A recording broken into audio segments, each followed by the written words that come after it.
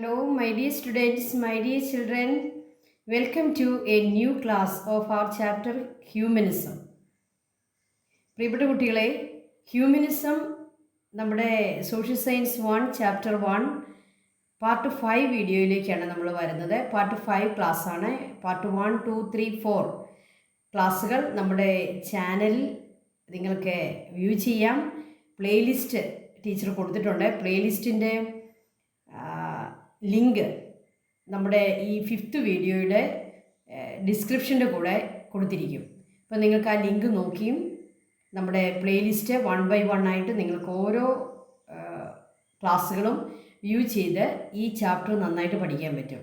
അപ്പം നമ്മുടെ ഈ ചാപ്റ്റർ ഇന്ന് ക്ലോസ് ചെയ്യുകയാണ്, ഇന്ന് അവസാനിക്കുകയാണ്.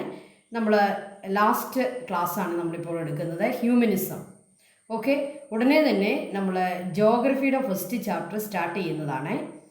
അപ്പോൾ ഇനി ജോഗ്രഫിയുടെ ഫസ്റ്റ് ചാപ്റ്റർ ആയിരിക്കും. ഓക്കെ, അപ്പോൾ നമ്മുടെ ഹ്യൂമനിസം ചാപ്റ്ററിൽ നമ്മൾ പഠിക്കുന്നത്, ഹ്യൂമനിസം എന്ന് പറയുന്ന ചാപ്റ്ററിൽ നമ്മൾ പഠിക്കുന്നത് എന്താണെന്ന് നിങ്ങൾക്ക് എല്ലാവർക്കും അറിയാം. റെനേസൻസ് വന്നതോടുകൂടി ഇറ്റലിയിൽ, പ്രത്യേകിച്ച് ഇറ്റലിയിൽ, മറ്റ് യൂറോപ്യൻ രാജ്യങ്ങളിലുണ്ടായ ചേഞ്ചസ്, അതിലെ പ്രധാനപ്പെട്ട ഒരു ചേഞ്ചാണ് അവർക്ക് ഹ്യൂമനിസം എന്ന് പറയുന്ന ഒരു പ്രത്യേക ഐഡിയോളജിയിലേക്ക് അവർ വന്നു. അപ്പോൾ എല്ലാ രംഗത്തും അവർക്ക് ചേഞ്ചസ് കൊണ്ടുവരാനായിട്ട് സാധിച്ചു. അതേതൊക്കെയാണെന്ന് നമ്മൾ പറഞ്ഞു. Art, paintings, sculpture, political field, social field, then science, then religion, ഇങ്ങനെ എല്ലാ രംഗത്തും നമുക്ക് ആ ചേഞ്ചസ് കാണാൻ പറ്റും. ആ ചേഞ്ചസ് എന്തൊക്കെയാണെന്നാണ് നമ്മൾ പഠിക്കുന്നത്. ഓക്കെ, അപ്പോൾ ചേഞ്ചസ് പഠിക്കുമ്പോൾ നമുക്ക് ചില വ്യക്തികളെ, അല്ലെങ്കിൽ ചില സ്ഥലങ്ങളെ, ചില പ്രത്യേക കാര്യങ്ങളെയൊക്കെ പഠിക്കേണ്ടി വരും. അപ്പോൾ അത് എല്ലാം തന്നെ നമ്മളിവിടെ നമ്മുടെ ക്ലാസ്സുകളിൽ എക്സ്പ്ലെയിൻ ചെയ്തിട്ടുണ്ട്. നിങ്ങൾ പല പ്രാവശ്യം ക്ലാസ് കണ്ട് നന്നായിട്ട് ഹ്യൂമനിസം പഠിക്കണം. കാരണം വീണ്ടും ഞാൻ ഓർമ്മിപ്പിക്കുകയാണ്, നമ്മുടെ ഹിസ്റ്ററി ചാപ്റ്റേഴ്സിൽ ഏറ്റവും കൂടുതൽ ചോദ്യങ്ങൾ വരാൻ സാധ്യതയുള്ള ചാപ്റ്ററാണ് നമ്മുടെ ഹ്യൂമനിസം. ഏറ്റവും ഇമ്പോർട്ടൻ്റ് ആയിട്ടുള്ളൊരു ചാപ്റ്ററാണ്. ഓക്കെ, അപ്പോൾ ഇന്ന് നമ്മൾ എന്താണ് പഠിക്കുന്നത്? റെനേസൻസ് ആൻഡ് സയൻസ് ആണ് ഇന്ന് നമ്മൾ പഠിക്കുന്നത്. റെനേസൻസ് സയൻസിൽ എന്തൊക്കെ ചേഞ്ചസ് കൊണ്ടുവന്നു? ഓക്കെ, അപ്പോൾ ധാരാളം ചേഞ്ചസ് സയൻസിലേക്ക് വന്നു. അതെന്തൊക്കെയാണെന്ന് നമുക്ക് കാണാം. ആദ്യമായിട്ട് നമ്മുടെ പുസ്തകത്തിൽ കൊടുത്തിരിക്കുന്ന ഒരു ഗലീലിയോയെ സംബന്ധിച്ചുള്ള, നമുക്കറിയാം നമ്മുടെ ഏറ്റവും പ്രശസ്തനായ, ഏറ്റവും ഫേമസ് ആയിട്ടുള്ള, ധാരാളം നമ്മൾ പഠിച്ചിട്ടുള്ള ഒരു സയൻറ്റിസ്റ്റാണ് ഗലീലിയോ ഗലീലി. അദ്ദേഹത്തെ പറ്റി ബെർട്ടോൾട്ട് ബെർച്ച് എന്ന് പറയുന്ന ഒരു ആർട്ടിസ്റ്റ്, അല്ലെങ്കിൽ ഒരു പ്ലേ റൈറ്റർ, അദ്ദേഹത്തെ പറ്റി ഒരു പ്ലേ ഉണ്ടാക്കിയിട്ടുണ്ട്. അതിനകത്തെ ഒരു ഭാഗമാണ് നമുക്ക് തന്നിരിക്കുന്നത്. ഞാനതൊന്ന് വായിക്കാം. In the year 1609, a light of science shone in his modest house in Padua, as Galileo set out to prove that the sun is fixed and the earth is on the move. അപ്പോൾ Galileo എന്താണ് prove ചെയ്തത്? സണ്ണാണ് fix ചെയ്തിരിക്കുന്നത്, earth move ചെയ്യുന്നു. അപ്പോൾ അതിനു മുമ്പ് medieval ടൈമിലെ അവരുടെ science എന്ന് പറയുന്നത് എർത്താണ് ഫിക്സ് ആയിരിക്കുന്നത്, സണ്ണാണ് മൂവ് ചെയ്തത് എന്ന്. ജിയോസെൻട്രിക് തിയറി എന്ന് നമ്മൾ അതിനെ വിളിക്കും. ജിയോസെൻട്രിക്. എന്താണ് ജിയോസെൻട്രിക്? അതിൻ്റെ മീനിങ് എർത്ത് സെൻട്രലാണ്, എർത്ത് റിവോൾവ് ചെയ്യുന്നില്ല, എന്നാൽ സൺ എർത്തിനെ റിവോൾവ് ചെയ്യുന്നു.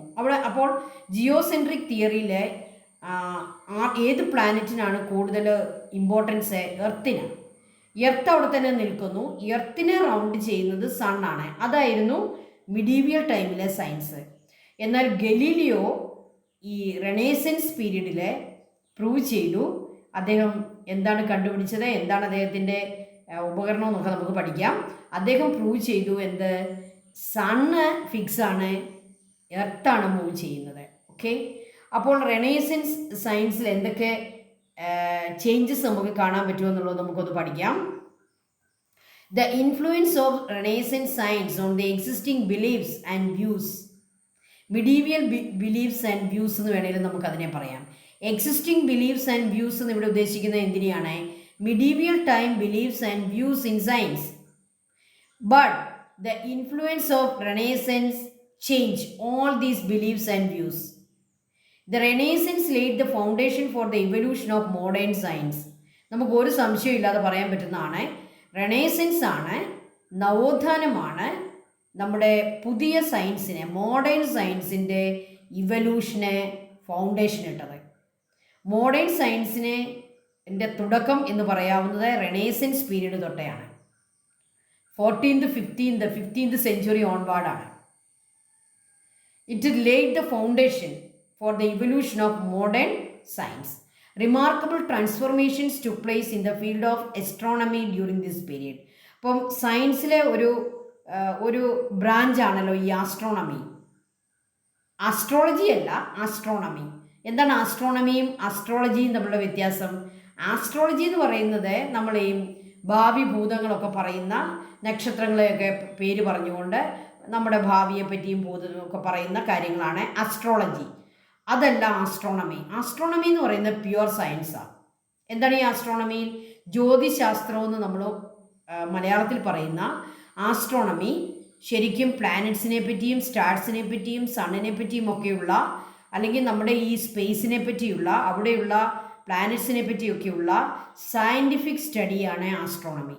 അപ്പോൾ remarkable transformation took place in the field of astronomy during this period. ഇപ്പോൾ റെനേസൻസ് പീരീഡിലാണ് ആസ്ട്രോണമിയുടെ ആ ഒരു വലിയ ഒരു വികസനം ഉണ്ടായത്. Astronomy scientist put forward ground breaking view that planetary motions are governed by material forces. Planetary motions എങ്ങനെ സംഭവിക്കുന്നു എന്ന് മിഡീവിയൽ ടൈമിൽ അവർ ബിലീവ് ചെയ്തിരുന്നത് അത് ഗോഡാണ് അതിനെ ചലിപ്പിക്കുന്നത്. ദൈവത്തിൻ്റെ പ്രവർത്തനങ്ങൾ കൊണ്ടാണ് ആ പ്ലാനറ്ററി മൂവ്മെൻറ്റ്സ് ഉണ്ടാകുന്നത്, മോഷൻ ഉണ്ടാകുന്നത്. പക്ഷേ റെനേസൻസ് പീരീഡിൽ സയൻറ്റിസ്റ്റുകളെ ഒരു ഗ്രൗണ്ട് ബ്രേക്കിംഗ് വ്യൂ കൊണ്ടുവന്നു. എന്താണ് ഗ്രൗണ്ട് ബ്രേക്കിംഗ് വ്യൂ എന്ന് പറയുന്നത്? വലിയ വിസ്ഫോടനപരമായ വലിയ ഒരു പുതിയ കാര്യം അവരെ പഠിപ്പിച്ചു. എന്താണ്? Planetary motions are governed by material forces. Material ഫോഴ്സസിൽ നിന്നാണ് പ്ലാനറ്ററി മോഷൻസ് ഉണ്ടാകുന്നത്, not by the grace of God. Okay, ദൈവമല്ല, മെറ്റീരിയൽ ഫോഴ്സസ് കൊണ്ട് പ്ലാനറ്ററി മോഷൻസ് ഉണ്ടാകുന്നുവെന്ന് സയൻറ്റിസ്റ്റുകളെ പറഞ്ഞു, പ്രൂവ് ചെയ്തു. നിക്കോളാസ്, ഇനി നമുക്ക് പ്രധാനപ്പെട്ട ഒരു സയൻറ്റിസ്റ്റിലേക്ക് വരാം. Nicolaus Copernicus, a Polish astronomer and priest, challenged the geocentric model of Ptolemy. ഇപ്പോൾ ഈ എർത്താണ് സെൻറ്റർ എന്നും സണ്ണാണ് റൗണ്ട് ചെയ്യുന്നതെന്നും പറയുന്ന തിയറിയാണല്ലോ ജിയോസെൻട്രിക് തിയറി. അത് മിഡീവിയൽ ടൈമിൽ അതിനെപ്പറ്റി പറഞ്ഞിരുന്ന അന്നത്തെ ഒരു സയൻറ്റിസ്റ്റ് ആയിരുന്നു ടോളമി. ടോളമിയുടെ ജിയോസെൻട്രിക് മോഡലിനെ ചലഞ്ച് ചെയ്തുകൊണ്ട് പുതിയ സൺ സെൻറ്റേഡായിട്ടുള്ള സൺ സെൻറ്ററാണെന്നും എർത്തും മറ്റു പ്ലാനറ്റ്സുമാണ് അതിനെ റിവോൾവ് ചെയ്യുന്നെന്നും ഉള്ള തിയറി കൊണ്ടുവന്നത് നിക്കോളാസ് കോപ്പർനിക്കസ് എന്ന് പറയുന്ന ഒരു പോളിഷ് ആസ്ട്രോണമറും പ്രീസ്റ്റുമായിരുന്നു. അദ്ദേഹം ഒരു കാത്തലിക് പ്രീസ്റ്റ് ആയിരുന്നു. ഈ കോപ്പർനിക്കസ് അദ്ദേഹം ഒരു അസ്ട്രോണമർ ആയിരുന്നു. എന്താണ് അസ്ട്രോണമർ എന്നുള്ളതിൻ്റെ മലയാളം? അദ്ദേഹം ഒരു ജ്യോതിശാസ്ത്രജ്ഞനായിരുന്നു. അപ്പോൾ നിക്കോളാസ് കോപ്പർനിക്കസ് ആണ് ആദ്യമായി സൺ സെൻറ്റേഡായിട്ടുള്ള ഒരു ഐഡിയ അല്ലെങ്കിൽ അങ്ങനെയുള്ളൊരു തിയറി മുന്നോട്ട് വെച്ചത്. ജിയോസെൻട്രിക് മോഡൽ തെറ്റാണെന്ന് അദ്ദേഹം പറഞ്ഞു. ആരായിരുന്നു ജിയോസെൻട്രിക് മോഡൽ കൊണ്ടുവന്നത്? ടോളമി. അതിനെ ഇദ്ദേഹം നിഷേധിക്കുകയും പുതിയ തിയറി കൊണ്ടുവരികയും ചെയ്തു. ഓക്കെ, സോളാർ സിസ്റ്റത്തെ പറ്റിയൊക്കെ പറഞ്ഞ ആളാണ് Copernicus. Copernicus presented a revolutionary argument that the centre of the universe is not the earth but the sun. അപ്പോൾ അദ്ദേഹം അന്നത്തെ അറിവ് വെച്ച് അദ്ദേഹം പറഞ്ഞു, ഈ യൂണിവേഴ്സിൻ്റെ സെൻറ്റർ എർത്തല്ല ബട്ട് സൺ ആണ്. ഇതാരുടെ ഐഡിയയാണ്? കോപ്പർനിക്കസ്. അപ്പോൾ കോപ്പർനിക്കസ് ആരായിരുന്നു? അദ്ദേഹം ഒരു പോളിഷ് ആസ്ട്രോണമറും ഒരു പ്രീസ്റ്റുമായിരുന്നു കോപ്പർനിക്കസ്. ആരുടെ തിയറിയാണ് കോപ്പർനിക്കസ് തെറ്റാണെന്ന് പറഞ്ഞത്? ടോളമിയുടെ ജിയോസെൻട്രിക് തിയറിയാണ് അദ്ദേഹം തെറ്റാണെന്ന് പ്രൂവ് ചെയ്തുകൊണ്ട് സൺ സെൻറ്റേഡ് ആയിട്ടുള്ള ഒരു യൂണിവേഴ്സിനെ പറ്റി സംസാരിച്ചത്. ഓക്കെ, അപ്പോൾ ഇതൊക്കെ റെനേസൻസ് പീരീഡിൽ സയൻസിൽ വന്ന ചേഞ്ചസ് ആണ്. ഓക്കെ, അപ്പോൾ നമുക്ക് ഇവരെയൊക്കെ ഒന്ന് കാണാം. ഇതാണ് കോപ്പർനിക്കസ്, ഇതാണ് ഗലീലി. കോപ്പർനിക്കസിൻ്റെ തിയറിയെ തൻ്റെ ടെലിസ്കോപ്പ് കൊണ്ട് പ്രൂവ് ചെയ്ത ആളാണ് ഗലീലിയോ ഗലീലി. അപ്പോൾ ഇവർ രണ്ടുപേരും അതിനകത്ത് തങ്ങളുടേതായ പാർട്ടിസിപ്പേഷൻ കൊടുത്തു. കോപ്പർനിക്കസ് സൺ സെൻറ്റേഡ് ആയിട്ടുള്ള ഒരു യൂണിവേഴ്സിനെ പറ്റി സംസാരിക്കുകയും ടോളമിയുടെ ജിയോസെൻട്രിക് തിയറിയെ അദ്ദേഹം തെറ്റാണെന്ന് പ്രൂവ് ചെയ്യുകയും ചെയ്തു. അതാണ് കോപ്പർനിക്കസ്. ഓക്കെ, എന്നാൽ കോപ്പർനിക്കസിൻ്റെ തിയറിയെ പ്രൂവ് ചെയ്യാനായിട്ട് ടെലിസ്കോപ്പ് കണ്ടുപിടിക്കുകയും കുറച്ചുകൂടി ആ തിയറിയെ സൺ സെൻറ്റേഡ് ആയിട്ടുള്ള തിയറിയെ പ്രൂവ് ചെയ്യുകയും ചെയ്ത ആളാണ് ഗലീലിയോ ഗലീലി. ഓക്കെ, അപ്പോൾ ഇവർ രണ്ടുപേരും ഇതിനകത്ത് അവരുടേതായ ഭാഗം ചെയ്തിട്ടുണ്ട്. ഓക്കെ, ഇതാണ് ടെലിസ്കോപ്പ്. നമുക്കറിയാം, നമുക്ക് സ്പേസിനെ വീക്ഷിക്കാനും നമ്മുടെ പ്ലാനറ്റ്സിനെയും സ്റ്റാർസിനെയും ഒക്കെ കുറച്ചുകൂടി അടുത്ത് കാണാനും സഹായിക്കുന്ന ഗലീലിയോ ഗലീലി കണ്ടുപിടിച്ച ഉപകരണമാണ് ഈ ടെലിസ്കോപ്പ്. ഓക്കെ, ഇനി നമുക്ക് സയൻസിനെ, റെനേസൻസ് സയൻസിനെ പറ്റി പറയുമ്പോൾ നമുക്ക് പറയേണ്ട ഒരു പ്രധാനപ്പെട്ട നമ്മുടെ ഒരു സയൻറ്റിസ്റ്റാണ് ഐസക് ന്യൂട്ടൺ, അല്ലേ? ഗ്രാവിറ്റേഷൻ തിയറിയൊക്കെ കൊണ്ടുവന്ന ഐസക് ന്യൂട്ടൺ. നമുക്ക് എല്ലാവർക്കും ഐസക് ന്യൂട്ടൻ്റെ കാര്യം പറയുമ്പോഴേ ആപ്പിള് തലയിൽ വീണ കഥയൊക്കെയാണ് ഓർമ്മ വരുന്നത്, അല്ലേ? ഏതിനെ പറ്റിയാണ് ഈ ഐസക് ന്യൂട്ടൻ്റെ? അദ്ദേഹം വലിയൊരു സയൻറ്റിസ്റ്റ് ആയിരുന്നു, ധാരാളം കണ്ടുപിടുത്തങ്ങൾ അദ്ദേഹം കൊണ്ടുവന്നിട്ടുണ്ട്. എന്നാലും അതിനകത്ത് നമുക്ക് സ്പെഷ്യലി മെൻഷൻ ചെയ്യേണ്ട ഒരു കണ്ടുപിടുത്തമാണ് ഗ്രാവിറ്റിയെ സംബന്ധിച്ചുള്ള അദ്ദേഹത്തിൻ്റെ തിയറി. ഓക്കെ, എല്ലാ വസ്തുക്കളെയും നമ്മുടെ എർത്ത് അതിൻ്റെ സെൻറ്ററിലേക്ക് അട്രാക്റ്റ് ചെയ്യുന്നെന്നും അതുകൊണ്ട് എല്ലാ വസ്തുക്കളും ഈ എർത്തിലേക്ക് തന്നെ തിരിച്ചു വരുമെന്നുമുള്ളതാണ് ഗ്രാവിറ്റി തിയറി. അപ്പോൾ അത് കൊണ്ടുവന്ന ആളാണ് ഐസക് ന്യൂട്ടൺ. അപ്പം നമുക്ക് കോപ്പർനിക്കസിനെ പോലെ തന്നെ ഗലീലിയോ ഗലീലിയെ പോലെ തന്നെ നമുക്ക് റെനേസൻസ് സയൻസിനെ പറ്റി പറയുമ്പോൾ പറയേണ്ട ആളാണ് ഐസക് ന്യൂട്ടൺ. അപ്പോൾ ഇവരുടെയൊക്കെ പേര് ഓർത്ത് വെച്ചോണം. റെനേസൻസ് ആൻഡ് സയൻസ് എന്നുള്ള വിഷയത്തെപ്പറ്റി ഒരു എസ്സേ വന്നാൽ പോലും നമ്മൾ ഇവരെ എല്ലാവരെയും മെൻഷൻ ചെയ്യുകയും ഇവരുടെ എല്ലാവരുടെയും കോൺട്രിബ്യൂഷൻ എന്താണെന്ന് പറയുകയും ചെയ്യണം. അപ്പോൾ തന്നെ നമുക്ക് ആ ഒരു എസ്സേ കംപ്ലീറ്റ് ആയിട്ട് ചെയ്യാൻ പറ്റും, നമുക്ക് നല്ല സ്കോർ മേടിക്കാനും പറ്റും. ആരെയൊക്കെയാണ് പറയേണ്ടത്? ടോളമിയുടെ ജിയോസെൻട്രിക് തിയറിയെ പറ്റി പറയണം. അതിനെ ചേഞ്ച് ചെയ്തുകൊണ്ട് കോപ്പർനിക്കസ് കൊണ്ടുവന്ന സൺ സെൻറ്റേഡ് തിയറിയെ പറ്റി പറയണം. അതിനെ പ്രൂവ് ചെയ്ത ഗലീലിയോ ഗലീലി അദ്ദേഹത്തിൻ്റെ ടെലിസ്കോപ്പിനെ പറ്റി പറയുക. പിന്നീട് Isaac Newton. Question: The contribution of Galileo and Isaac Newton in Renaissance science. ഗലീലിയോയുടെയും ഐസക് ന്യൂട്ടൻ്റെയും സയൻറ്റിഫിക് റെനേസൻസ് സയൻസിലുണ്ടായ കോൺട്രിബ്യൂഷൻ എന്താണ്? അവരുടെ സംഭാവന എന്താണ്? The revolutionary discoveries of Copernicus were further elucidated and expanded upon the Galileo Galilei and John Kepler. മറ്റൊരു Galileo Galilei പോലെ തന്നെ കോപ്പർനിക്കസിൻ്റെ സൺ സെൻറ്റേഡ് തിയറിയെ പ്രൂവ് ചെയ്ത മറ്റൊരു റെവല്യൂഷണറി ഓർ ദിസ് റെനേസൻസ് സയൻറ്റിസ്റ്റാണ് ജോൺ കെപ്ലർ. ഓക്കെ, ഇവർ രണ്ടുപേരും ആ തിയറിയെ എന്ത് ചെയ്തു? എക്സ്പാൻഡ് ചെയ്തു, പ്രൂവ് ചെയ്തു. Kepler revealed that the speed of planets varied based on their distance from the sun. കെപ്ലറുടെ ഏറ്റവും പ്രധാനപ്പെട്ട ഒരു കണ്ടെത്തൽ എന്താണ്? പ്ലാനറ്റ്സിൻ്റെ സ്പീഡും സണ്ണുമായിട്ടുള്ള അവരുടെ ഡിസ്റ്റൻസും തമ്മിൽ കണക്ഷനുണ്ട്. എന്താണ് അദ്ദേഹം പറഞ്ഞത്? Kepler revealed that the speed of planets. ഇപ്പം നമുക്കറിയാം, പ്ലാനറ്റ്സ് ഒക്കെ മൂവ് ചെയ്യുന്ന സ്പീഡ് ഡിഫറെൻ്റാണ്. എർത്ത് മൂവ് ചെയ്യുന്ന സ്പീഡിലല്ല മറ്റു പ്ലാനറ്റ്സ് മൂവ് ചെയ്യുന്നത്. അതുകൊണ്ട് തന്നെ എർത്തിലെ ഒരു ഡേ എന്ന് പറയുന്നതും മറ്റു പ്ലാനറ്റ്സിലെ ഡേ എന്ന് പറയുന്നതും തമ്മിൽ വ്യത്യാസമുണ്ടായി. അപ്പോൾ ഓരോ പ്ലാനറ്റും അത് അതിൻ്റേതായ രീതിയിലാണ് അതിൻ്റെ സ്പീഡ്. അപ്പോൾ ഈ സ്പീഡ് മാറ്റം ഉണ്ടാകാനുള്ള കാരണം കെപ്ലർ കണ്ടുപിടിച്ചു. എന്താണ് അതിൻ്റെ കാരണം? സണ്ണിൽ നിന്നും അവരുടെ ഡിസ്റ്റൻസ് ആണ് അത് തീരുമാനിക്കുക. The distance from the sun. So Kepler revealed that the speed of planets varied based on the distance from the sun. That is the most important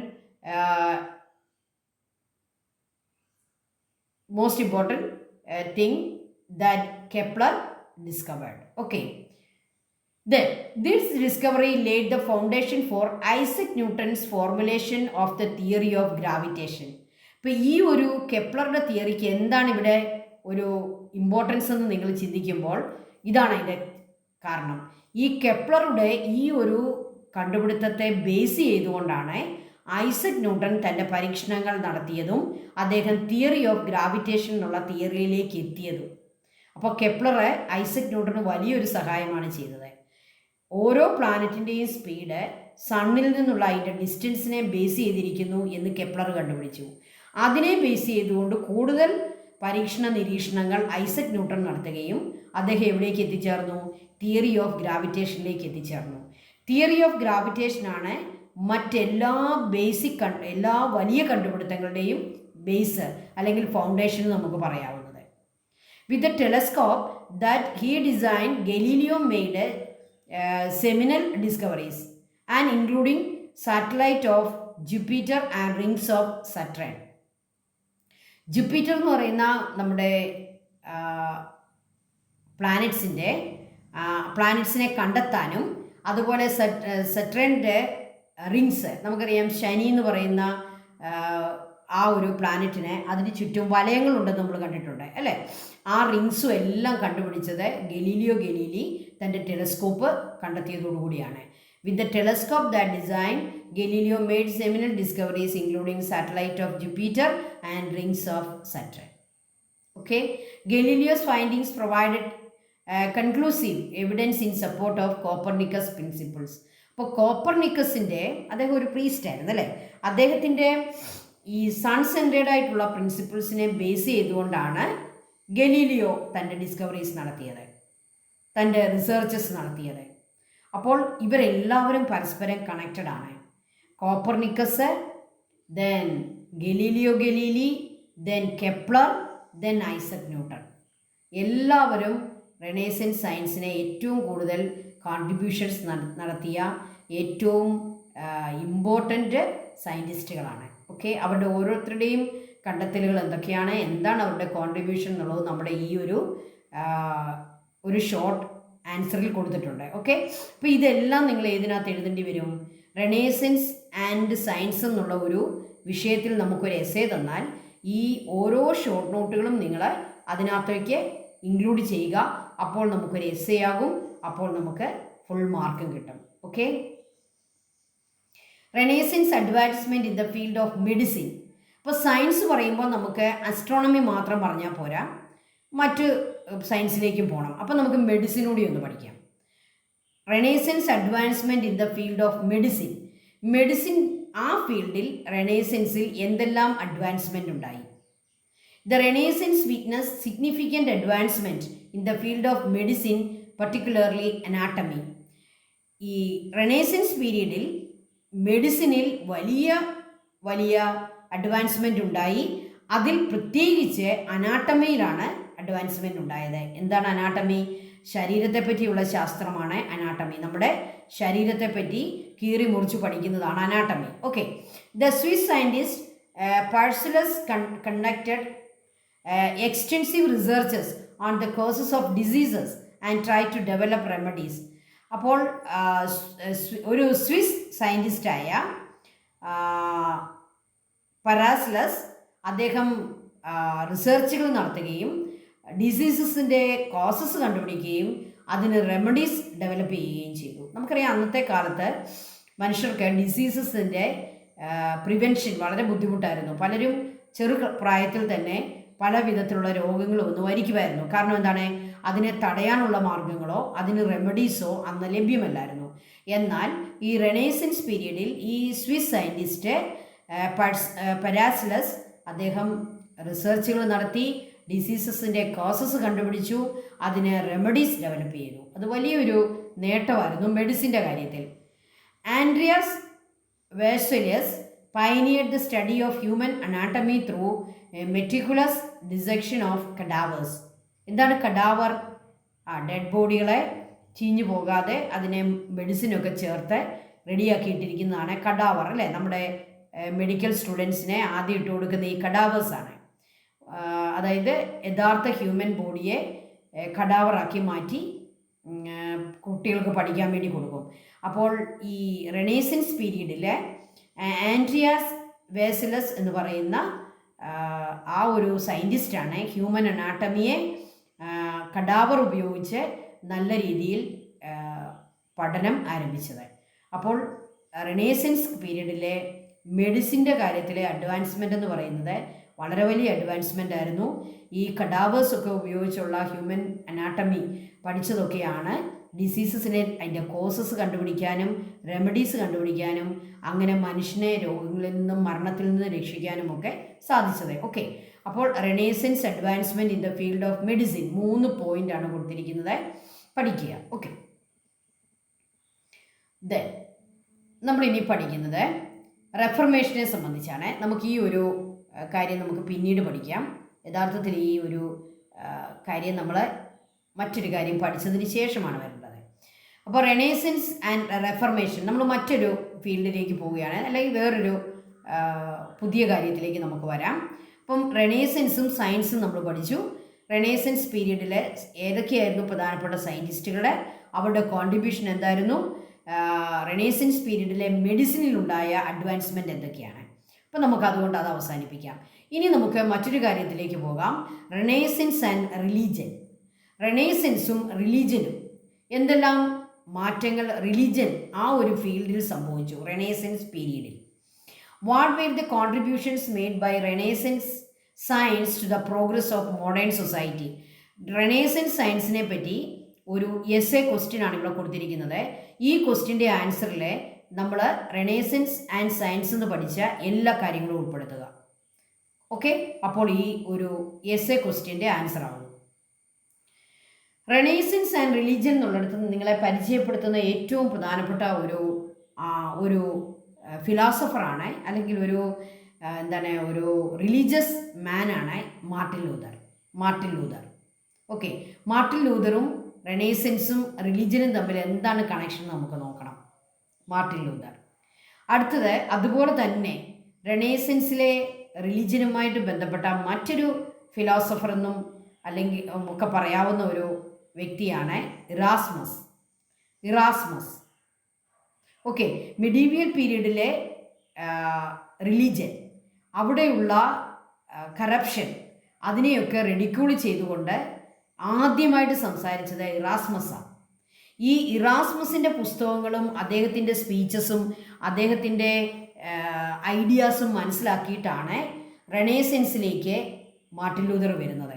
അപ്പം മാർട്ടിൻ ലൂതറിൻ്റെ ഗുരു എന്ന് പറയാവുന്ന, മാർട്ടിൻ ലൂതറിൻ്റെ അദ്ദേഹത്തിൻ്റെ ടീച്ചർ എന്ന് പറയാവുന്ന ആളാണ് ഇറാസ്മസ് ആണ് മിഡീവിയൽ ടൈമിലെ റിലീജിയനിലെ എല്ലാ തരത്തിലുള്ള കറപ്ഷൻസും കണ്ടെത്തുകയും അതിനെപ്പറ്റി ആദ്യമായിട്ട് ധൈര്യത്തോടെ സംസാരിക്കുകയും ചെയ്തത്. അപ്പോൾ ഇറാസ്മസിൻ്റെ ഐഡിയാസിൽ നിന്നും പ്രചോദനം ഉൾക്കൊണ്ടാണ് മാർട്ടിൻ ലൂതർ ചർച്ചിനെ, അന്നത്തെ കാത്തലിക് ചർച്ചിനെ എതിർക്കുകയും അവിടെയുള്ള കറപ്ഷനെ അദ്ദേഹം ഓപ്പൺലി എതിർക്കുകയും ചെയ്തത്.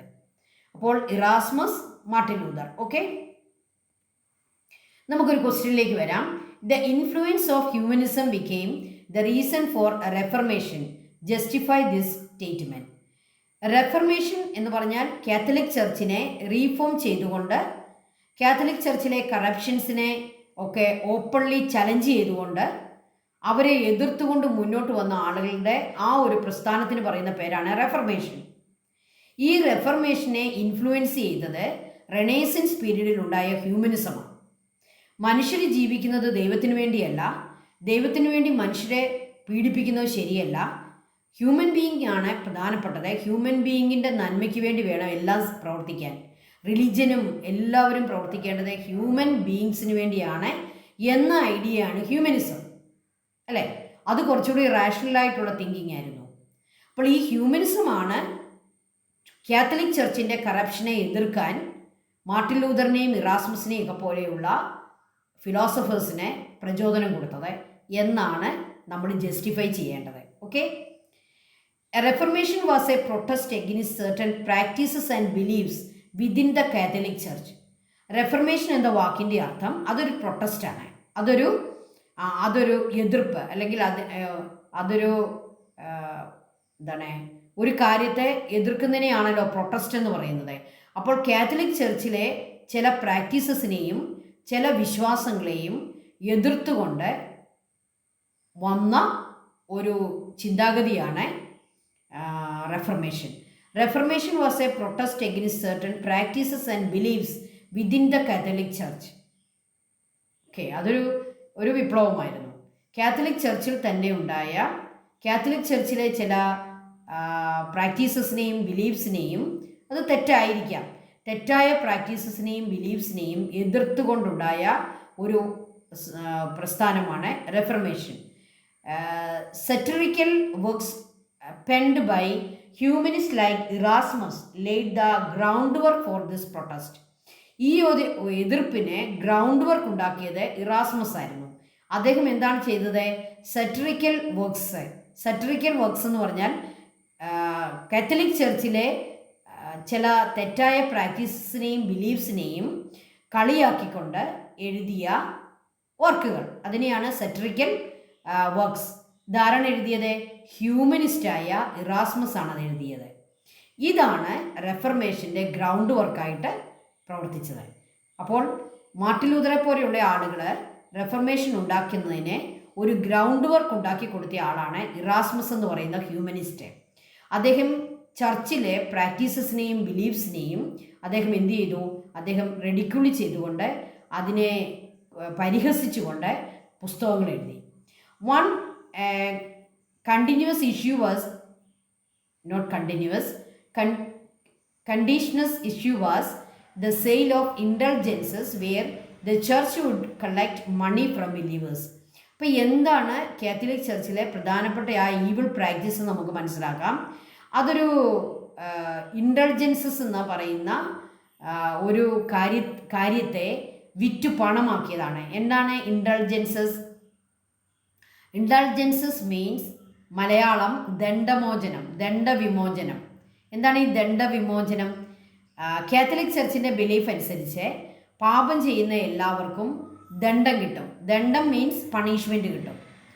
എന്നാൽ പാപം ചെയ്ത ആളുകൾ കാത്തലിക് ചർച്ചിന് ഒരു പർട്ടിക്കുലർ മണി കൊടുക്കുകയും പണം കൊടുക്കുകയും ഇൻഡൾജൻസസ് എന്ന് പറയുന്ന ഒരു സർട്ടിഫിക്കറ്റ് വാങ്ങി വെക്കുകയും ചെയ്താൽ അവർക്ക് ഈ പറയുന്ന പണിഷ്മെൻറ്റ് കിട്ടുകയില്ല. നമ്മൾ നേരത്തെ പഠിച്ച ഒരു കാര്യം നിങ്ങളെ ഞാൻ ഓർപ്പിക്കാം. കാത്തലിക് ചർച്ചിന് 3 ബിലീഫ്സ് ആയിരുന്നു. ഒരാൾ മരിച്ചു കഴിഞ്ഞാൽ അയാൾക്ക് 3 സ്ഥലത്തേക്ക് പോകാം. ഒന്നുകിൽ ഹെല്ലിലേക്ക് പോകും, അല്ലെങ്കിൽ പിഗേട്ടറിയിലേക്ക് പോകും, അല്ലെങ്കിൽ ഹെവനിലേക്ക് പോകും. അപ്പോൾ എല്ലാ മനുഷ്യരുടെയും ആഗ്രഹം എന്താണ്? ഹെവനിലേക്ക് പോകണം. ഹെവനിലേക്ക് പോകണമെങ്കിൽ ഹെല്ലിലേക്ക് പോകരുത്, പിഗേട്ടറിയിലേക്ക് പോകരുത്. അങ്ങനെ പോകുന്ന ആളുകൾക്ക് പാപമുണ്ട്. ആ പാപത്തെ എന്ത് കൊടുത്തു മാറ്റാം? മണി കൊടുത്തു കഴിഞ്ഞാൽ പാപത്തെ മാറ്റിക്കൊണ്ട് ഒരു സർട്ടിഫിക്കറ്റ് കിട്ടും. അതാരാണ് കൊടുക്കുക? ചർച്ച്, പ്രീസ്റ്റുകളെ, ഓക്കെ, അല്ലെങ്കിൽ ബിഷപ്പ് കൊടുക്കും, ഓർ ഈവൻ പോപ്പ് കൊടുക്കും. അപ്പോൾ പോപ്പിൻ്റെ ഈ സർട്ടിഫിക്കറ്റ് പണം കൊടുത്ത് മേടിച്ചു വെച്ചാൽ ഈ ആള് പാപം ചെയ്താലും അയാൾ എവിടെ പോവുകയില്ല, അയാൾ ഹെല്ലിലേക്കോ പിഗേട്ടറിയിലേക്കോ പോവുകയില്ല. അതാണ് കാത്തലിക് ചർച്ചിൻ്റെ ബിലീഫ്.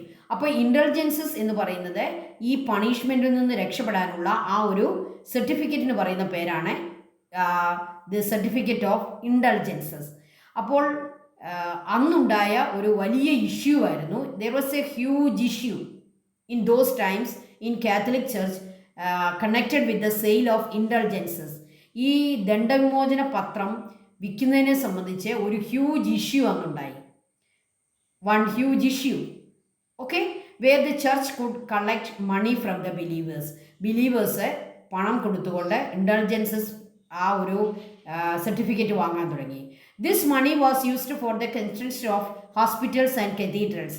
അന്ന് ഹോസ്പിറ്റലുകൾ പണിയാനും കത്തീഡ്രൽസ് പണിയാനുമാണ് ഈ പറയുന്ന മണി ചർച്ച് യൂസ് ചെയ്തത്. When John Tetzel a monk arrived in Germany to promote the sale of indulgences. നമുക്കറിയാം മാർട്ടിൻ ലൂതർ ഒരു ജർമ്മനാണ്. അദ്ദേഹം ഈ റെഫർമേഷൻ സ്റ്റാർട്ട് ചെയ്തത് ജർമ്മനിയിലാണ്. ജർമ്മനിയിൽ എന്തുകൊണ്ടാണ് റെഫർമേഷൻ സ്റ്റാർട്ടായെന്നുള്ളതിൻ്റെ റീസണാണ് നമ്മളീ പഠിക്കുന്നത്. ജോൺ ടെസൽ എന്ന് പറയുന്ന ഒരു മങ്ക് എന്ന് പറഞ്ഞാൽ ആരാണ്? ഒരു സന്യാസി. എവിടേക്ക് വന്നു? ജർമ്മനിയിലേക്ക്, റോമിൽ നിന്നും വന്നു. അദ്ദേഹത്തിൻ്റെ വരവിൻ്റെ ഉദ്ദേശം എന്തായിരുന്നു? സെയിൽ ഓഫ് ഇൻഡൾജൻസസ്, ഈ പറയുന്ന ദണ്ഡമോചന പത്രം വിൽക്കുക. അപ്പോൾ ജർമ്മനിയിൽ വന്ന് ജോൺ ടെസൽ എന്ന് പറയുന്ന ആ മങ്ക് ബിലീവേഴ്സിനെ ഈ ഇൻഡൾജൻസസ് സെയിൽ ചെയ്യാൻ തുടങ്ങി, പണം സമ്പാദിക്കാൻ തുടങ്ങി. മാർട്ടിൻ ലൂതർ അതിനെയാണ് പ്രൊട്ടസ്റ്റ് ചെയ്തത്, അതിനെയാണ് അദ്ദേഹം എതിർത്തത്. Martin Luther, a priest, responded by pasting a famous 95 theses on the doors of the Wittenberg Cathedral in 1517. Martin ലൂതറിൻ്റെ പ്രൊട്ടസ്റ്റിൻ്റെ സ്റ്റാർട്ടിംഗ് എന്ന് പറയുന്നത് അദ്ദേഹം 95 തീസിസ് എന്നുള്ള പേരിൽ സഭയ്ക്കെതിരെ 95 കാര്യങ്ങൾ അദ്ദേഹം എഴുതുകയും അത് വിറ്റൻബർഗ് കത്തീഡ്രലിൻ്റെ മെയിൻ ഡോറിൽ പേസ്റ്റ് ചെയ്യുകയും ചെയ്തു. ആരായിരുന്നു മാർട്ടിൻ ലൂതർ? അദ്ദേഹം ഒരു ജർമ്മൻ പ്രീസ്റ്റ് ആയിരുന്നു. ഒരു പ്രീസ്റ്റ് ആയിട്ട് പോലും അദ്ദേഹം എന്ത് ചെയ്തു? ജോൺ ടെസലിൻ്റെ ഇൻ്റലിജൻസ് സെയിലിനെ എതിർക്കുകയും അദ്ദേഹം 95 തീസിസ് എന്നുള്ള പേരിൽ സഭയ്ക്കെതിരെ 95 കാര്യങ്ങൾ എഴുതി ഉണ്ടാക്കുകയും അത് വിറ്റൻബർഗ് കത്തീഡ്രലിൽ അതിൻ്റെ ഡോറിൽ പേസ്റ്റ് ചെയ്തു വെക്കുകയും ചെയ്തു. ഓക്കെ, ഒരു പ്രീസ്റ്റ് സഭയ്ക്കെതിരെ 95 കാര്യങ്ങൾ എഴുതി പേസ്റ്റ് ചെയ്യുക എന്ന് പറയുന്നത് ഏറ്റവും വലിയ പ്രൊട്ടസ്റ്റാണ് കേട്ടോ. 95 തീസിസ് ആരാണ് എഴുതിയെന്നൊരു ക്വസ്റ്റ്യൻ വന്നാൽ ആരുടെ പേര് എഴുതണം? Martin Luther. അദ്ദേഹം എന്തിനു വേണ്ടിയാണ് ഇത് എഴുതിയത്? As a protest against the sale of indulgences. Okay, this pivotal event mark the beginning of the Protestant Reformation. ഈ ഒരു പിവോട്ടൽ ഇവൻ്റാണ്, ഈ ഒരു 95 തീസിസ് പേസ്റ്റ് ചെയ്ത, അതൊരു വലിയ അന്നത്തെ കാലത്ത് ചിന്തിക്കാൻ പോലും പറ്റാത്ത, പോപ്പിനെതിരെ ചെയ്ത ഒരു പ്രീസ്റ്റ് ചെയ്ത ഏറ്റവും വലിയ തെറ്റാണത്. ഈ ഒരു ഇവൻ്റാണ് പ്രൊട്ടസ്റ്റന്റ് റെഫർമേഷൻ്റെ തുടക്കം. മാർട്ടിൻ ലൂതറെ ചർച്ച് എന്ത് ചെയ്തു? അദ്ദേഹത്തെ ചർച്ചിൽ നിന്നും ബാൻ ചെയ്യുകയും അദ്ദേഹത്തെ ഔട്ടാക്കുകയും ചെയ്തു, സസ്പെൻഡ് ചെയ്തു, ഡിസ്മിസ് ചെയ്തു. Martin Luther he was dismissed from the Catholic church. This was the beginning of the Protestant Reformation. The interest of secular rulers who wished to limit the powers of the clergy and church courts further encouraged the Reformation. സത്യത്തിൽ Martin Luther അദ്ദേഹത്തിൻ്റെ thesis എഴുതിയത് Latin ഭാഷയിലാണ്, ഒരിക്കലും ജർമ്മനിയിലല്ല. കാരണം എന്താണ്? അദ്ദേഹം സത്യത്തിൽ നമ്മൾ കറക്റ്റായിട്ട് പറഞ്ഞാൽ മാർട്ടിൻ ലൂതറിനെ സഭയെ റെഡിക്യൂളി ചെയ്യണമെന്നോ സഭയെ എതിർക്കണമെന്നോ ഒന്നുമില്ലായിരുന്നു. ഈ സെയിൽ ഓഫ് ഇൻ്റലിജൻസസ് തെറ്റായതുകൊണ്ട് അതിനെ എതിർക്കണമെന്ന് മാത്രമേ ഉള്ളായിരുന്നു. അദ്ദേഹം അതുകൊണ്ടാണ് തൻ്റെ 95 തീസിസ് ഇറ്റാലിയൻ ഭാഷയിലാണ് തയ്യാറാക്കിയത്, നോട്ട് ഇൻ ജർമ്മൻ. ബട്ട് ഈ പ്രൊട്ടസ്റ്റന്റ് റെഫർമേഷൻ ഇത്രയും സ്പ്രെഡാകാനുള്ള കാരണം എന്താണെന്നാണ് ഈ സെക്കൻഡ് ലാസ്റ്റ് പോയിന്റ് പറയുന്നത്. യഥാർത്ഥത്തിൽ അത് മാർട്ടിൻ ലൂതർ അല്ല, ഈ interest of the secular rulers who wish to limit the powers of clergy and church. അന്നത്തെ മിഡീവിയൽ ടൈമിലെ ക്ലർജിയും ചർച്ചും വലിയ പവേഴ്സ് ഉള്ള, എന്ത് കാര്യത്തിനും തയ്യാറാകുന്ന ഒരു വിഭാഗം ആയിരുന്നു കാത്തലിക് ചർച്ച്. അവരുടെ ക്ലർജിയുടെ കാത്തലിക് ചർച്ചിൻ്റെ പവേഴ്സിനെ ഒന്ന് ലിമിറ്റ് ചെയ്യണമെന്ന് ആഗ്രഹിച്ചവരായിരുന്നു അന്നത്തെ റൂളേഴ്സ് എല്ലാവരും. ഓക്കെ, ആ റൂളേഴ്സാണ് മാർട്ടിൻ ലൂതർ കൊണ്ടുവന്ന ഈ പ്രൊട്ടസ്റ്റിനെ യൂറോപ്പ് മുഴുവൻ സ്പ്രെഡ് ചെയ്യിച്ചുകൊണ്ട് അതിനെ സപ്പോർട്ട് ചെയ്തുകൊണ്ട് അതിനെ ഇത്രയും പവർഫുള്ളാക്കി മാറ്റിയത്. യഥാർത്ഥത്തിൽ മാർട്ടിൻ ലൂതർ അല്ല, മനസ്സിലാക്കുക, secular rulers of that time who wished to limit the powers of clergy and church, they spread Protestant Reformation all over Europe. അപ്പോൾ സത്യത്തിൽ മാർട്ടിൻ ലൂതറിനെ സപ്പോർട്ട് ചെയ്തുകൊണ്ട് മുന്നോട്ട് വന്ന ഈ സെക്യുലർ റൂളേഴ്സാണ് യഥാർത്ഥത്തിൽ പ്രൊട്ടസ്റ്റന്റ് റെഫർമേഷൻ്റെ ബാക്കി കാര്യങ്ങളൊക്കെ ചെയ്തത്. മാർട്ടിൻ ലൂതർ അതിൻ്റെ പയനിയർ, അതിൻ്റെ ഒരു തുടക്കക്കാരെന്ന് മാത്രമേ പറയാൻ പറ്റുള്ളൂ. Okay, thus the influence of humanism become the reason for reformation. അപ്പോൾ ഹ്യൂമനിസം ചർച്ചിൻ്റെ അല്ലെങ്കിൽ ഗോഡിൻ്റെ അതുമല്ലെങ്കിൽ ക്ലർജിയുടെ പവേഴ്സിനെ ലിമിറ്റ് ചെയ്തുകൊണ്ട് ഹ്യൂമൻ ബീയിങ്സിന് കൂടുതൽ പവേഴ്സ് കൊടുക്കാൻ, ഹ്യൂമൻ ബീയിങ്സിന് കുറച്ച് കൂടുതൽ സപ്പോർട്ട് കൊടുക്കാൻ വേണ്ടി വന്ന ഒരു പുതിയ കാര്യമായിരുന്നു പ്രൊട്ടസ്റ്റന്റ് റെഫർമേഷൻ. അതുകൊണ്ട് ശരിക്കും ഇൻഫ്ലുവൻസ് ഓഫ് ഹ്യൂമനിസം നമുക്കിവിടെ കാണാൻ പറ്റും. ചർച്ചല്ല പ്രധാനപ്പെട്ടത്, ഹ്യൂമൻ ബീയിങ്സ് ആണ് പ്രധാനപ്പെട്ടത്. അതാണ് റെഫർമേഷൻ്റെ ഒരു പ്രധാനപ്പെട്ട idea. It was not church but the human beings are most important thing or most important one. Okay, that was the idea of Protestant Reformation. So it is influenced by humanism. Okay, അപ്പോൾ റെഫർമേഷനെ സംബന്ധിച്ച് ഇത്രയും കാര്യങ്ങൾ നിങ്ങൾ പഠിച്ചു വെക്കുക. റെഫർമേഷനെ സംബന്ധിച്ച് short answer വന്നാലും അത് ഹ്യൂമനിസം ബേസ് ചെയ്തുകൊണ്ടാണോ എന്ന് ചോദിച്ചാലും ഏത് രീതിയിൽ ക്വസ്റ്റ്യൻ വന്നാലും നമുക്ക് ഇത്രയും കാര്യങ്ങൾ എഴുതാൻ പറ്റുമെങ്കിൽ നമ്മൾ ഫുൾ മാർക്ക് മേടിച്ചിരിക്കും. ഓക്കെ, റെഫർമേഷനെ സംബന്ധിച്ച് പറയുമ്പോൾ അതിൻ്റെ തുടക്കക്കാരൻ ആരാണ്? ഇറാസ്മസ് ആണ്. അദ്ദേഹത്തെ ബേസ് ചെയ്തുകൊണ്ടാണ് മാർട്ടിൻ ലൂതറിന് ഐഡിയ കിട്ടുന്നത്. ഇത് ഏറ്റവും പ്രധാനപ്പെട്ട കാര്യം, ചർച്ചിലെ ചില ബിലീഫ്സിനെയും പ്രാക്ടീസസിനെയും അതിനെതിരായിട്ടുണ്ടായ പ്രസ്ഥാനമാണ് റെഫർമേഷൻ. ഇത് പ്രോട്ടസ്റ്റൻ്റ് റെഫർമേഷൻ എന്നും അറിയപ്പെടുന്നു. ഇതിൻ്റെ ആഫ്റ്റർ ഇഫക്റ്റ് എന്തായിരുന്നു കൂടി ടീച്ചർ പറയാം. കാത്തലിക് ചർച്ച് രണ്ടായിട്ട് ഡിവൈഡ് ആയിപ്പോയി. ഒരു വിഭാഗത്തെ കാത്തലിക്സ് എന്നും മറുവിഭാഗത്തെ പ്രോട്ടസ്റ്റൻ്റ് എന്നും വിളിച്ചു. റെഫർമേഷനിലൂടെ പോയവരെല്ലാം പ്രോട്ടസ്റ്റൻറ്റുകളുമായി. കാത്തലിക് ചർച്ചിൽ തന്നെ പോപ്പിനെ ബിലീവ് ചെയ്തുകൊണ്ട് അല്ലെങ്കിൽ പോപ്പിനെ സപ്പോർട്ട് ചെയ്തുകൊണ്ട് നിന്നവരെ കാത്തലിക്സ് എന്നുമായി. അങ്ങനെ കാത്തലിക് ചർച്ച് രണ്ടായിട്ട് ഡിവൈഡ് ആയിപ്പോയ ഒരു വലിയ പ്രൊട്ടസ്റ്റായിരുന്നു ഈ Reformation. Okay, what was Counter Reformation? Reformation ഉണ്ടായപ്പോൾ കാത്തലിക് ചർച്ചിൽ വിതിൻ ഇറ്റ്സെൽഫ് ചില മാറ്റങ്ങളൊക്കെ വന്നു, ചില ചേഞ്ചസ് ഒക്കെ വന്നു. അതിനെയാണ് നമ്മൾ കൗണ്ടർ റെഫർമേഷൻ എന്ന് പറയുന്നത്. റെഫർമേഷനെ കൗണ്ടർ ചെയ്യാൻ വേണ്ടി, റെഫർമേഷൻ്റെ എഫക്റ്റുകളെ കുറയ്ക്കാൻ വേണ്ടി കുറേ ആളുകൾ സഭ വിട്ടുപോയി. സഭ ഡിവൈഡായിപ്പോയി. കാത്തലിക് ചർച്ച് ഡിവൈഡായി. കാത്തലിക് ചർച്ചിൽ നിന്ന് അവരുടെ ബിലീവേഴ്സിൽ കുറേ ആളുകൾ പ്രോട്ടസ്റ്റൻറ്റുകളായിട്ട് പോയി. കാത്തലിക് ചർച്ചിന് വലിയ നഷ്ടങ്ങൾ സംഭവിച്ചു. അപ്പോൾ റെഫർമേഷനെ കൗണ്ടർ ചെയ്യാൻ, അതിൻ്റെ എഫക്റ്റിനെ റെഡ്യൂസ് ചെയ്യാൻ, അതിൻ്റെ എഫക്റ്റിനെ ഇല്ലാതാക്കാൻ കൂടുതൽ ആളുകൾ പ്രോട്ടസ്റ്റൻറ്റുകളായിട്ട് സഭയെ ഉപേക്ഷിച്ച് പോകാതിരിക്കാൻ വേണ്ടി വന്ന ഒരു പുതിയ കാര്യമാണ് കൗണ്ടർ റെഫർമേഷൻ. ഓക്കെ, അപ്പോൾ നമുക്ക് അതിനെപ്പറ്റി പഠിക്കാം. What was Counter Reformation? Following the Reformation, the Catholic church initiated efforts to reform itself. Catholic church അതിനുള്ളിൽ തന്നെ ഒരു റീഫോം കൊണ്ടുവരാനുള്ള എഫേർട്ട് എടുത്തു. അതിനെയാണ് കൗണ്ടർ റെഫർമേഷൻ എന്ന് പറയുന്നത്.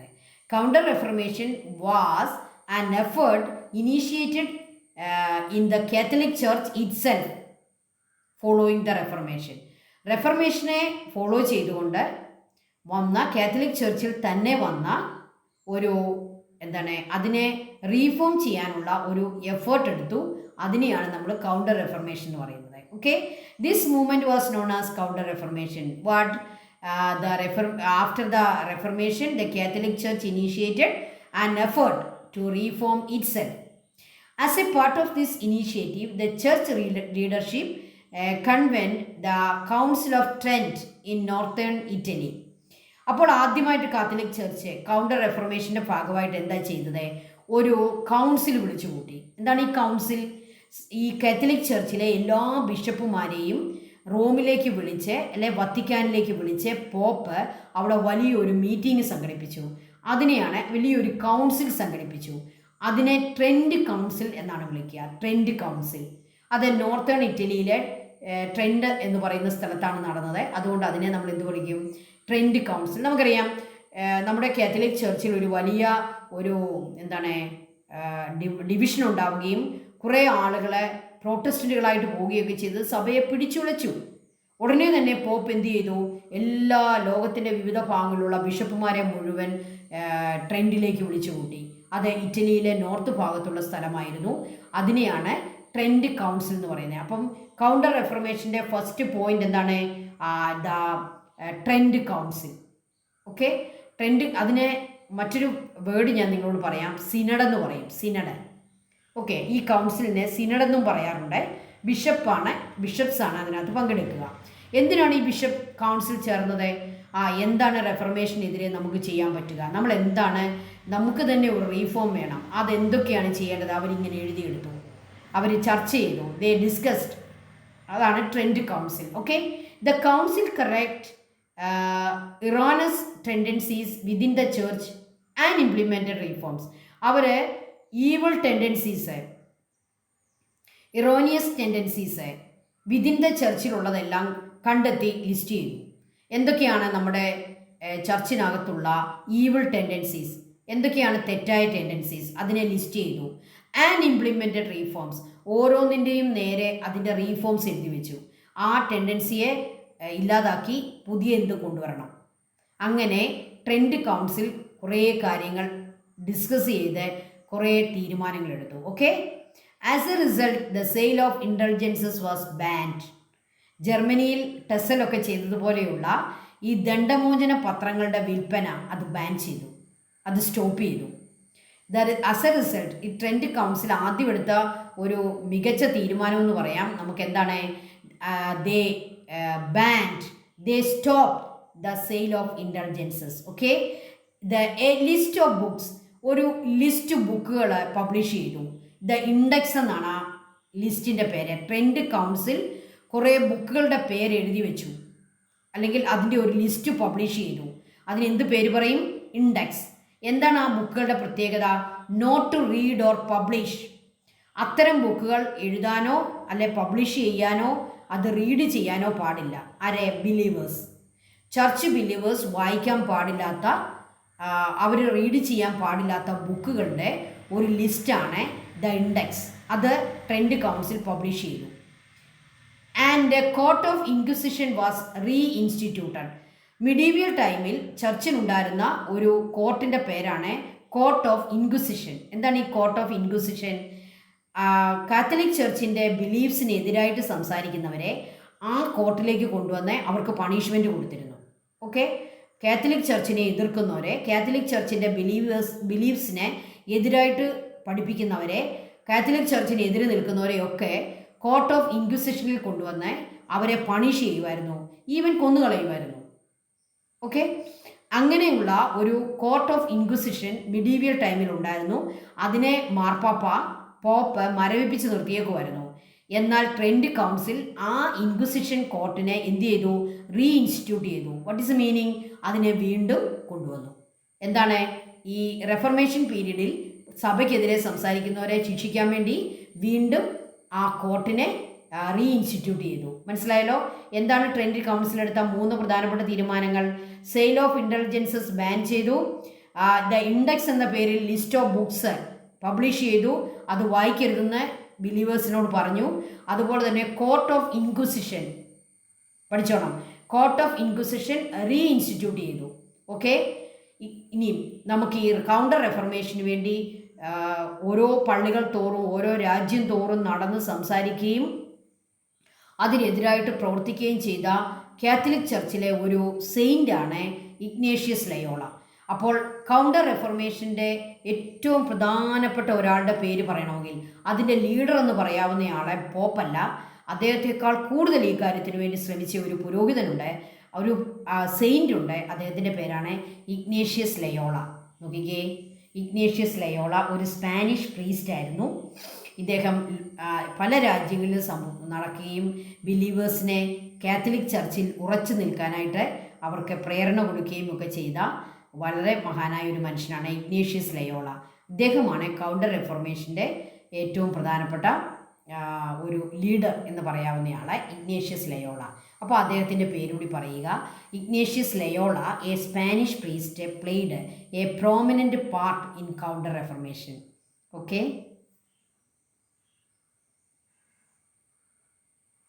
Compare the and contrast Reformation and Counter Reformation. അപ്പം നമ്മൾ റെനേസൻസ് ആൻഡ് റിലീജിയൻ എന്നുള്ള ഭാഗത്ത് നമ്മൾ 2 കാര്യങ്ങൾ പഠിച്ചു. ഒന്ന് റെഫർമേഷൻ, പ്രോട്ടസ്റ്റൻ്റ് റെഫർമേഷൻ, അതിനെ കൗണ്ടർ ചെയ്തുകൊണ്ട് വന്ന കൗണ്ടർ റെഫർമേഷൻ. എന്താണ് ഇവ തമ്മിലുള്ള സിമിലാരിറ്റീസ്, എന്താണ് ഇവിടെ തമ്മിലുള്ള difference? The Protestant Reformation was a religious movement that broke away from the Catholic church to establish Protestantism. Protestant Reformation ഈ കാത്തലിക് ചർച്ചിൽ നിന്നും ബ്രേക്ക് ആയിക്കൊണ്ട്, അതിൽ നിന്നും ഡിവൈഡ് ആയിക്കൊണ്ട്, കാത്തലിക് ചർച്ചിനെ എതിർത്തുകൊണ്ട് പുതിയൊരു പ്രൊട്ടസ്റ്റാനിസത്തിലേക്ക് പോയ ഒരു മൂവ്മെൻ്റാണ് ഈ Protestant Reformation. But Counter Reformation was a Catholic church reactionary movement. എന്നാൽ കാത്തലിക് ചർച്ചിൽ വിതിൻ ഇറ്റ്സെൽഫ് ഉണ്ടായ ഒരു മൂവ്മെൻ്റാണ് കൗണ്ടർ റെഫർമേഷൻ. ഓക്കെ, അത് ഡിവിഷൻ ഉണ്ടാക്കുന്നില്ല. പിന്നെന്താണ്? ഈ ഡിവിഷനെ ഇല്ലാതാക്കാൻ വേണ്ടി ആ കാത്തലിക് ചർച്ച് ഇറ്റ്സെൽഫിൽ ഉണ്ടായ ഒരു റെഫർമേഷനാണ് Counter Reformation. It halt the spread of Protestantism. പ്രൊട്ടസ്റ്റാനിസത്തെ ഹാൾട്ട് ചെയ്തു. എന്താണ് ഹാൾട്ട് ചെയ്തത്? അതിനെ തടഞ്ഞു നിർത്തി. ഓക്കെ, ഇനി ഇതിന് സിമിലാരിറ്റീസും ഉണ്ട്. എന്തൊക്കെയാണ് അതിൻ്റെ similarities? Both movements emerge in response to long standing systemic corruption within the Catholic church. ഈ രണ്ട് മൂവ്മെൻറ്റും, അത് പ്രൊട്ടസ്റ്റൻ്റ് മൂവ്മെൻ്റ് ആണെങ്കിലും കൗണ്ടർ റെഫർമേഷൻ ആണെങ്കിലും രണ്ടും ഉണ്ടായത് കാത്തലിക് ചർച്ചിലുള്ള ചില കറപ്ഷനും മിസ്ബിലീവ്സും അവരുടെ ചില തെറ്റായ രീതികളുമാണ് അല്ലേ. ആ രണ്ടിൻ്റെയും റീസൺ ഒന്ന് തന്നെയാണ് corruption within the Catholic church. രണ്ടാമത്തെ ഇതിൻ്റെ സിമിലാരിറ്റി എന്താണെന്ന് നോക്കിയേ. Both sought to restore genuine spirituality, increase religious literacy.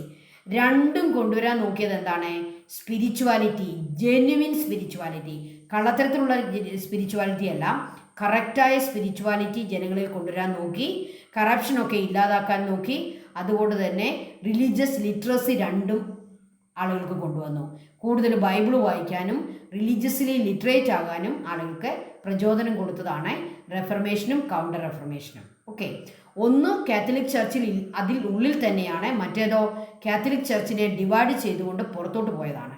Okay, thank you children, thank you so much. May God bless you all.